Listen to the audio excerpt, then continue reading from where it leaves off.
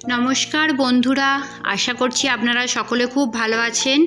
আজকে ডিম দিয়ে একটা পকোড়া বা বড়া যাই বলুন বানিয়েছি। এটা খুব ইজি আর খুব তাড়াতাড়ি তৈরি হয়ে যায়, তাই আজকের এই রেসিপিটা শেয়ার করছি। অবশ্যই আপনারা বানিয়ে একবার দেখবেন, বেশি কিছু একদম লাগে না। একটা ডিম দিয়ে অনেকগুলো বড়া বা পকোড়া যাই বলুন হয়ে যায়। আমি এখানে একটা ডিম দিয়েই করে দেখাচ্ছি। প্রথমে ডিমটা সেদ্ধ করে নিয়েছি, এবার ডিমটাকে একটু মুড়ে নেব।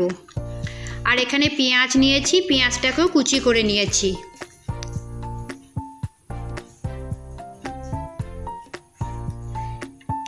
ডিমটাকে এইভাবে প্রথমে কুড়ে নিচ্ছি।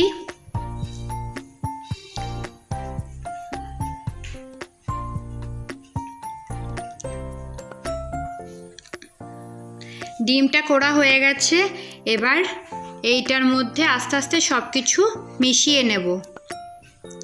প্রথমে একটা থালার মধ্যে ডিম কোড়াটা নিয়ে নিলাম,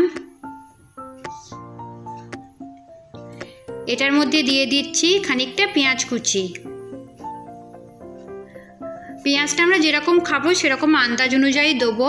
আর দিয়ে দিচ্ছি খানিকটা গোলমরিচের গুঁড়ো, পরিমাণ মতো নুন, একটা কাঁচা লঙ্কাকে ছোট ছোট টুকরো করে দিয়ে দিচ্ছি। যদি বেশি ঝাল খান তবে আরেকটু লঙ্কা দিয়ে দেবেন। আর দিচ্ছি পরিমাণ মতো বেসন।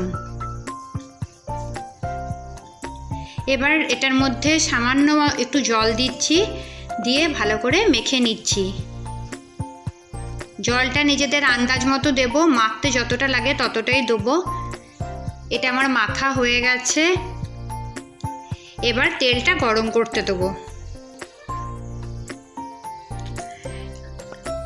আমি সাদা তেল দিয়ে এই বড়াগুলোকে ভাজবো।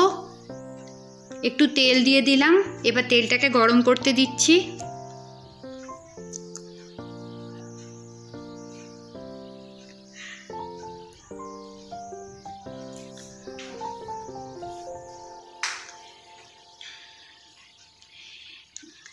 এবার এই ডিম আর বেসমের মাখাটাকে ছোট ছোট করে বড়ার মতো করে তেলে দিয়ে দিচ্ছি। আমি একটা ডিম দিয়েছি, দেখুন একটা ডিম দিয়ে কতগুলো ছোট ছোট করে বড়ার মতো হয়ে গেল। এটা সন্ধেবেলায় আমরা স্ন্যাক্স হিসেবেও খেতে পারবো,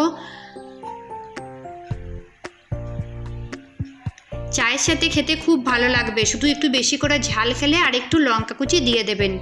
তবে আমি বলবো এটা অবশ্যই একবার গরম ভাতের সাথেও খেয়ে দেখবেন, ভাতের সাথে খেতেও কিন্তু বেশ ভালো লাগে। বড়াটা একটা পিঠ ভাজা হয়ে গেছে, এবার আর একটা পিঠ উল্টে দিচ্ছি। এই বড়াটা ভাজার সময় গ্যাসটা কিন্তু আমি কমিয়ে রেখেছি, একদম হাই ফ্লেমে ভাজবো না, তাহলে বড়াগুলো পুড়ে যাবে আর ভেতরটাও কাঁচা থেকে যাবে। আপনাদের যদি মন হয় এর মধ্যে আরও কিছু মশলা দিতে পারেন, তবে আমি বেশি কিছু দিইনি। এটা এমনিতেই খেতে খুব ভালো হয়েছিল। আমার বড়াগুলো ভাজা হয়ে গেছে, এবার তুলে নিচ্ছি।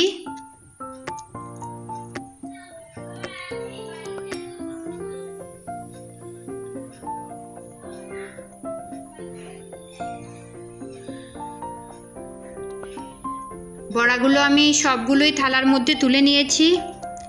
বড়াগুলো খেতে কিন্তু বেশ ভালোই মুচমুচেও হয়েছিল।